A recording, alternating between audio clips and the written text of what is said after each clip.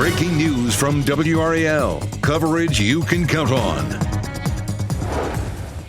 Breaking news. Police are trying to find this 3-year-old North Carolina girl this morning. The Amber Alert that came out just before midnight. And it's another cool start this morning with temperatures in the 50s as you head out the door. I'll show you the big swing that we'll see by the afternoon. So people on the Gulf Coast are getting ready for Francine's arrival. This is a live look in New Orleans. The warning local leaders are giving people ahead of that storm's arrival. And a major delay to the voting process here in North Carolina is now official. The cost taxpayers will face after that state Supreme Court ruling that's pushing mail-in ballots back by weeks.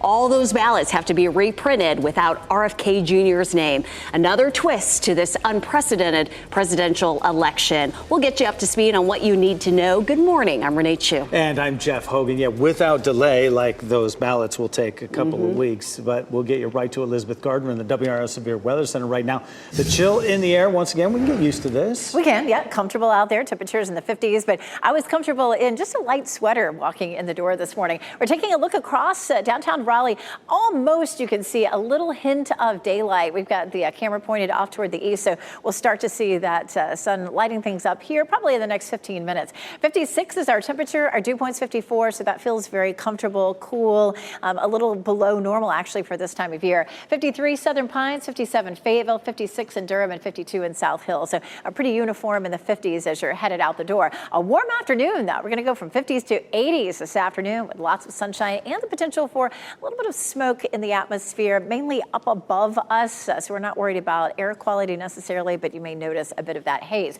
Tropical storm Francine, as of an hour ago, has winds at 65 miles per hour. So it's getting closer to hurricane strength, moving northwest at 5 miles per hour. It is likely to become a hurricane later on today. Category 1 as it moves closer to the coast on Wednesday night, early Thursday morning, and then stalling across the Mississippi Valley. Now, lots of heavy rain, storm surge, and wind issues, especially for Louisiana. Could see as much as 5 to 10 inches of rain. But for us, we're going to be way far away from where that main line comes in. And so we're looking at minimal amounts of rainfall out of the system. But we'll walk through what we will see over the weekend. Coming up, Ken. Happening now in the WRAL Traffic Center. The northern loop of the Beltline has been a real trouble spot since the last half hour. All new into the WRAL Traffic Center. This crash just happened in the last 15 minutes or so on I-440 westbound near Ridge Road. We're not seeing any immediate activity in terms of this live traffic camera. You're not seeing the crash on this camera, and you're not seeing any delays on this section of 440 at Ridge Road. But we are seeing a bit of a slowdown. If you go a little bit farther east and on the near Six Forks Road, we're seeing a little bit of a slowdown. Our friends at Waze are reporting that maybe there's some type of road construction, some police activity in that area. Got to call into State DOT to figure out exactly what's going on with the northern loop, and I'll keep you posted. Elsewhere, though, all the other major routes in Wake County and surrounding communities are delay-free at this hour. Your time is 6:03 this morning. I'm Chris Lovingood here in the WRAL Live Center. I know you're getting prepared for your day, maybe not looking at your screen. Please focus your gaze right here on this 3-year-old. This is Chloe Marlowe, and an Amber Alert was issued last night for her. She was last seen in Boiling Spring Lakes on Sunday around 4:30 in the afternoon, and she's believed to be with her grandmother, Jamie Lee Marlowe, who was 49 years old.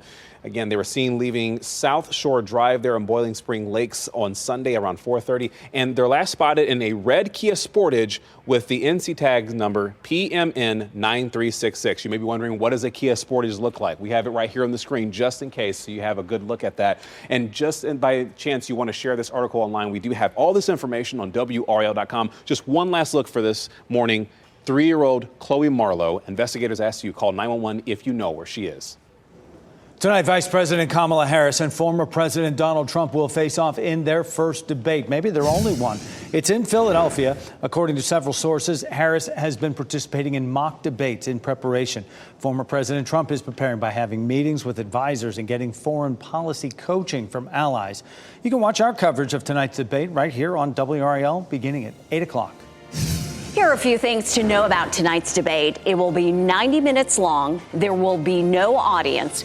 The moderators will be the only ones asking questions. The candidates will not be allowed to ask each other questions. Their microphones will be muted when the other candidate has the floor. A new exclusive WRAL News poll takes a look at the top issues heading into the presidential debate. In less than 5 minutes, how voters feel about our economic outlook. Then at 6:30, we'll have a live report from Philadelphia, where the final preparations for tonight's debate are happening now. And ahead on today at 7, what to expect from tonight's debate when Kamala Harris and Donald Trump face off for the first time. It is now official. The State Board of Elections will need to reprint all its ballots for the November election. State Supreme Court upheld a ruling last night requiring Robert F. Kennedy's name to be removed. WRAL's Kelsey Coffey joins us live from the State Board of Elections this morning. Kelsey, this could cost state taxpayers upwards of $1 million.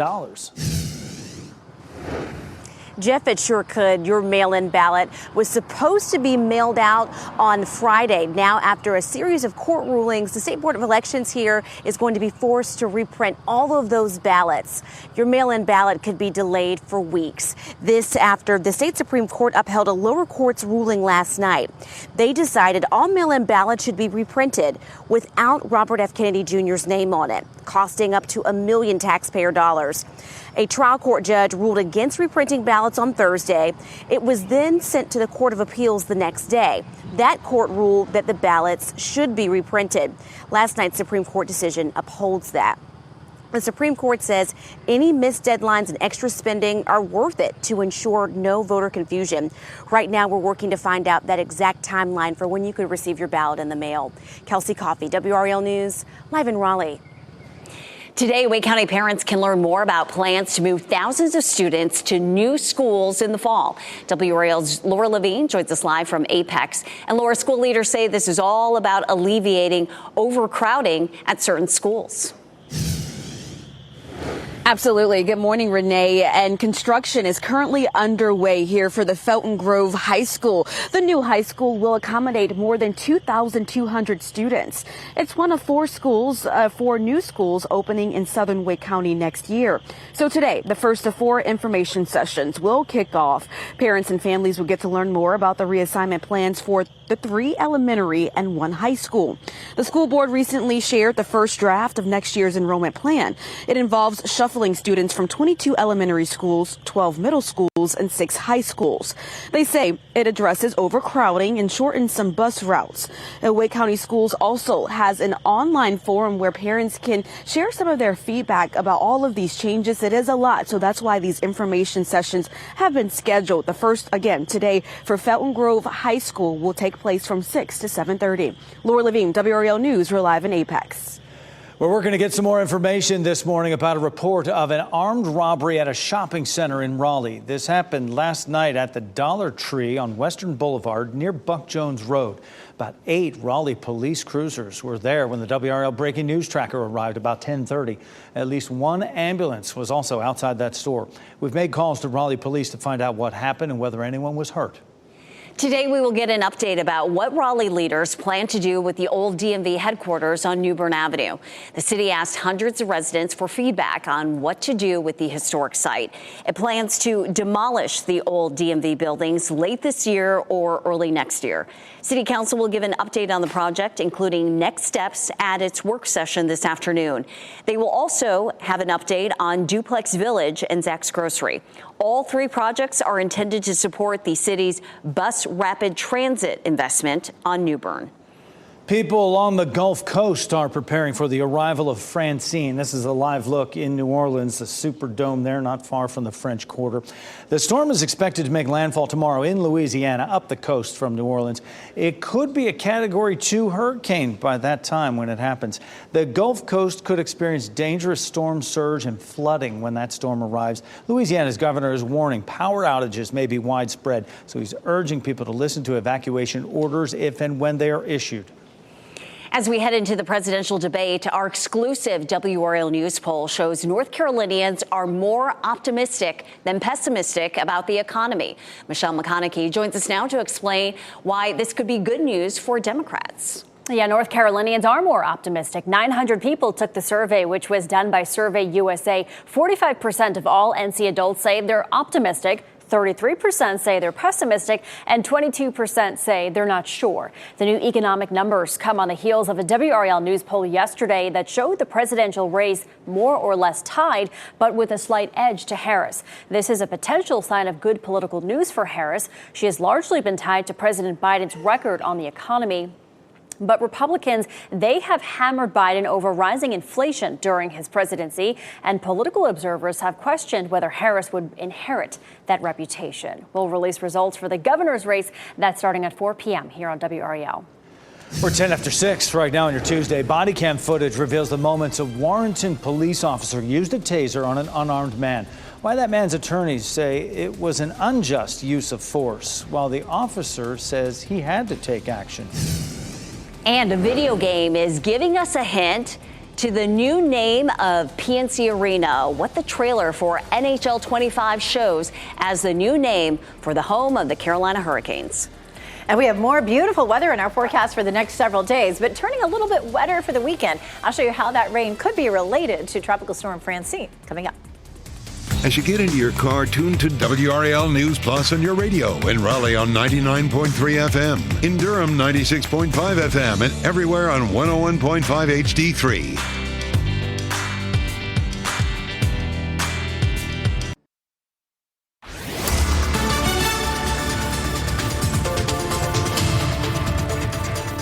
6:13, gorgeous here in Durham this morning. Look at that. The sun's just starting to light up the horizon a little bit. And of course, all the lights up here as we look kind of across toward the D-Pack. Temperatures are in the 50s heading out the door this morning. So that does feel a little cool if you're in short sleeves. We're going to climb into the mid 80s this afternoon. So a little light layer might feel good this morning. It did. I grabbed one walking out the door. 50 right now in Lewisburg, 54, Irwin, 53, and Rocky Mount. So mostly in the low to mid 50s. Nice low humidity out there. Really perfect for walking the dog this morning. It's going to feel great. Mid 80s this afternoon, but our humidity stays low, so it won't be a terribly uncomfortable 85. And then this evening, we drop into the 70s pretty quickly. Coming up, we're going to take a closer look at Francine and how it could bring us a little bit of rain over the weekend. Ken?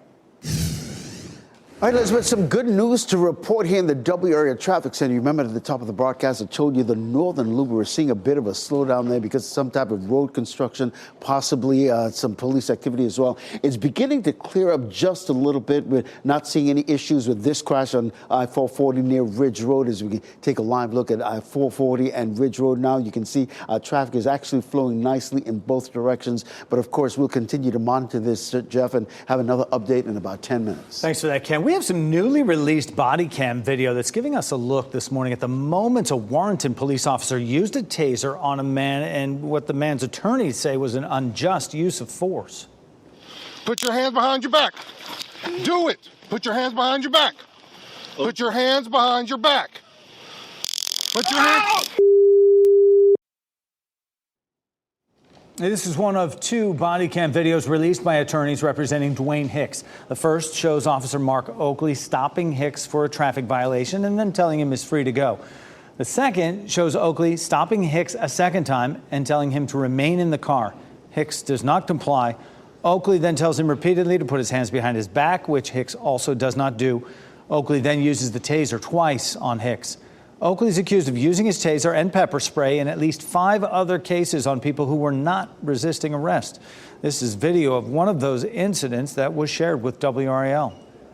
This video shows a part of Officer Oakley's pattern and practice of terrorizing black North Carolinians in this part of the state. When reached by WRAL, Oakley said, quote, Hicks refused to follow my commands and I was forced to take action in order to take him into custody safely. Oakley was fired by the Warrenton Police Department in March. He now works for nearby Littleton Police Department.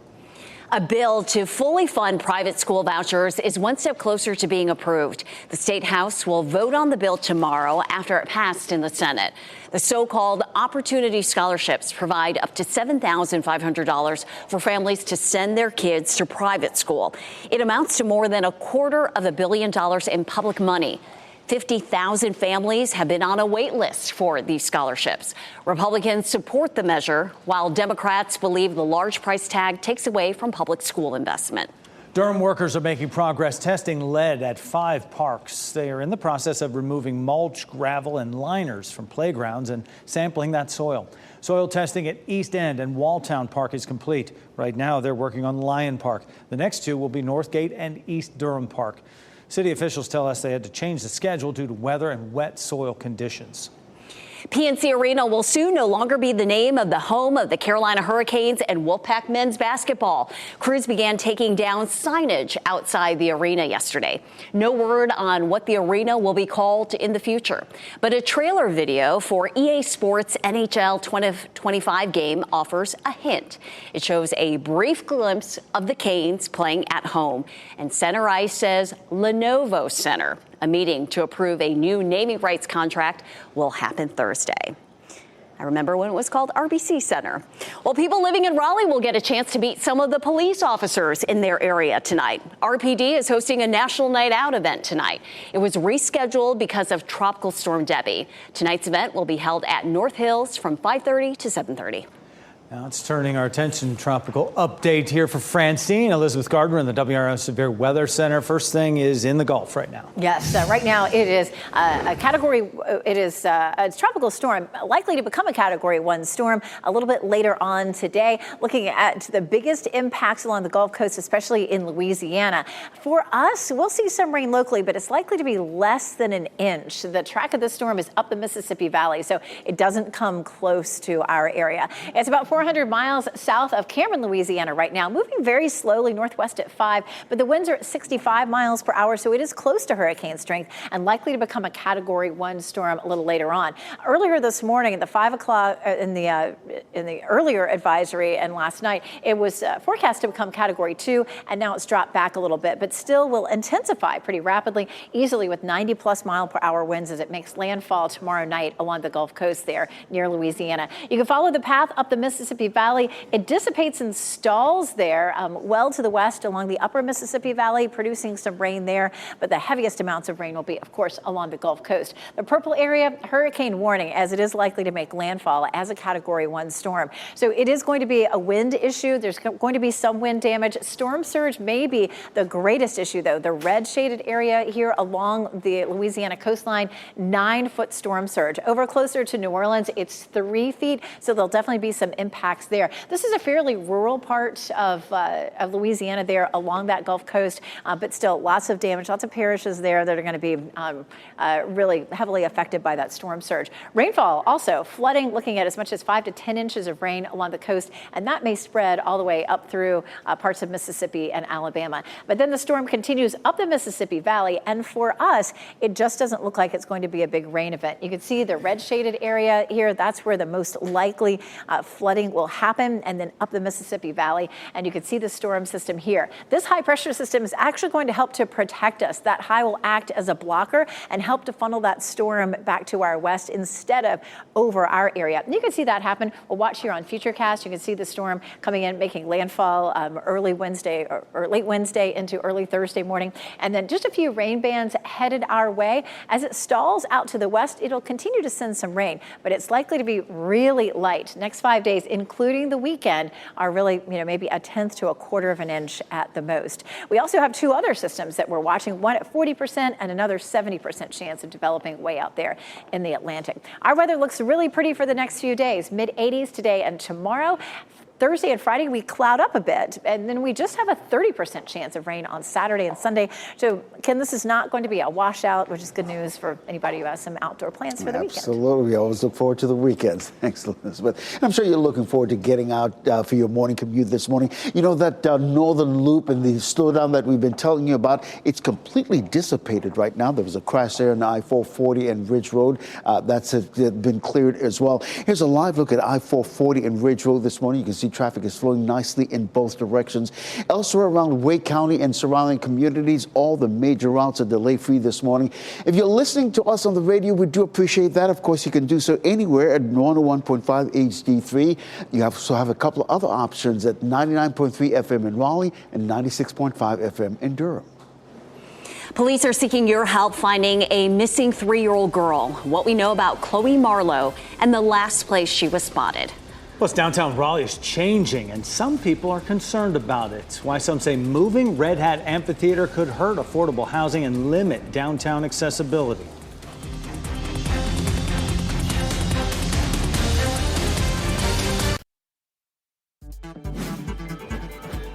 This What's Trending report, sponsored by Rug & Home. Jason Kelce debuts on Monday Night Football. The pregame analyst, first time out, didn't quite go as planned.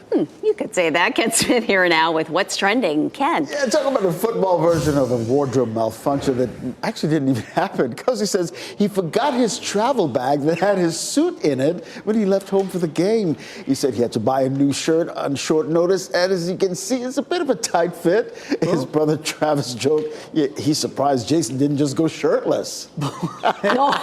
Which we've seen that before. Do we need to see it again?